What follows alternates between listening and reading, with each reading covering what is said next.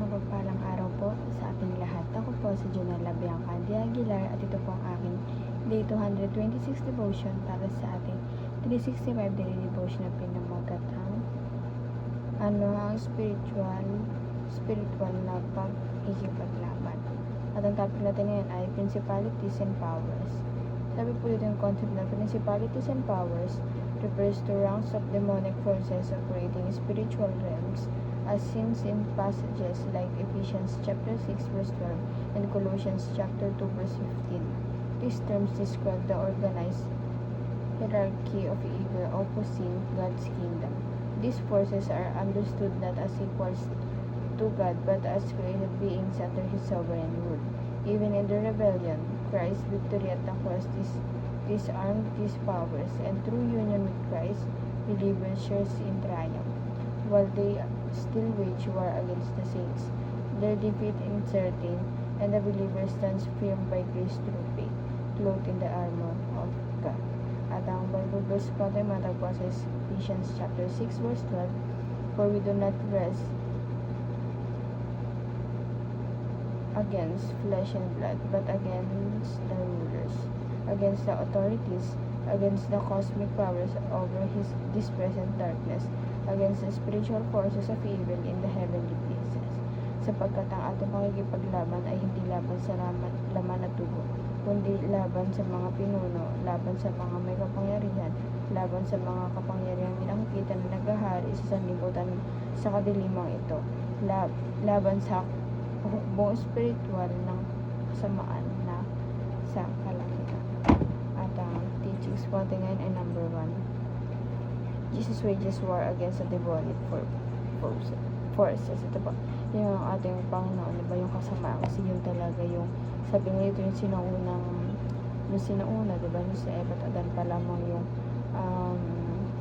nilika niya, dun pa lang, talagang napasabak natin pang talagang may war na, diba, wages. Kasi, diba, napasakop sila or narinlang sila na ni Satanas. And number 2 po, demonic forces will not give up without a fight. Ito po, yung kasi diba yung mga demonic talagang hindi sila papayag, talagang gusto nila gulo, lahat gusto nila ng kaguluhan, ayaw nila ng kaayusan, opposite sila sa kagustuhan natin Panginoon, diba?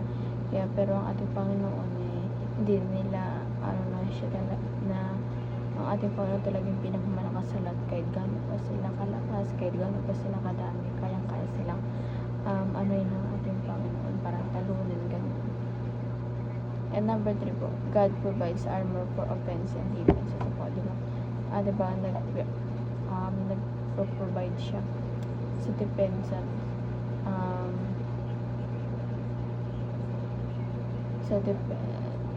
and sa offense. Talagang bawat battle, bawat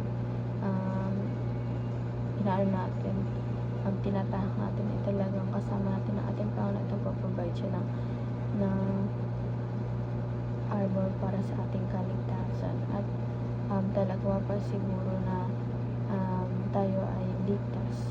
And the application naman po para dito ma-apply sa ating buhay, number 1, participate and never forget that we are in a battle. Ito po, lagi po tayo mag-participate through prayer, ganun kausapan natin ng Panginoon, and wala natin kalimutan na lagi tayo nasa battle, diba? Araw-araw may mga pagsubok tayo, bawat gising natin sa umaga, blessing yun, bawat gising natin sa umaga, talaga may kaharapin tayong challenges na alam na natin hindi matatapos hanggat mo buhay talaga tayo. Natawag dahil may kalakihan ng challenges at angkop ng mga battle sa buhay natin. And number 2 po, put on the full armor of God to fight and defend. Ito po, lagi natin yung sandata ng ating Panginoon, lagi natin dalhin sa sarili natin, sa puso't isipan natin yung full armor ng ating Panginoon para ma-defend natin yung mga masasama na umaaligid sa atin at masasama na talagang hindi titigil hanggang hindi tayo mapasama sa Kanya. And lastly po, pray relentlessly for God's advancing army. Ito po, diba, sabi nga dyan, huwag tayong magpagod magdasal, huwag tayong tumigil magdasal para sa siguro sa protection natin para sa ating bansa, sa army, sa lahat ng ginawa ng ating Panginoon upang maprotektahan din lang tayo laban sa masasama. And di lamang po ang aking devoice ngayong araw. Sana po matutunan kayo at huwag mo din kalimutan na i-share sa ating mga mahal sa buhay, and God bless po sa ating